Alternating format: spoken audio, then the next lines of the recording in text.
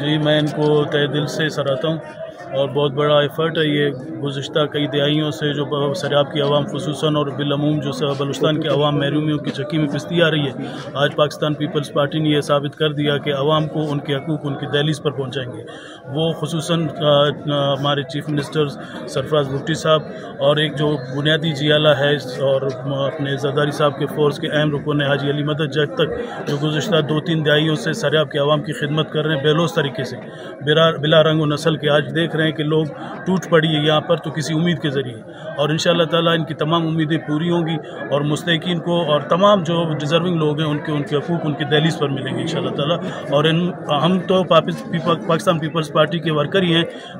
Pakistan Peoples party سے باہر بھی جتنے لوگ ہیں اس عمل کو سراہتے ہیں۔ جہاں تک راشن کا معاملہ ہے، صرف راشن تک ہی پاکستان پیپلز پارٹی محدود نہیں ہے، پاکستان پیپلز پارٹی نے فنڈامنٹل رائٹس، بنیادی حقوق اور علاقے کی ترقی پر بھی توجہ دیا ہے۔ حاجی علی مدد جگ تک نے خصوصاً ایک ویژن رکھا ہوا ہے کہ سریاب کی عوام خصوصاً صرف پی بی 45 سے نہیں، پی بی 44، پی بی 46 ان علاقوں میں بھی ترقی کا ایک نیا سفر شروع ہو چکا ہے، اور عوام کی جو دہائیوں کی جو محرومیاں مایوسیاں وہ ختم ہوں گی، چاہے وہ ترقیاتی عمل کے ذریعے ہو، چاہے وہ ملازمتوں کے ذریعے، چاہے وہ راشن کے ذریعے، جیسے آپ دیکھ رہے ہیں۔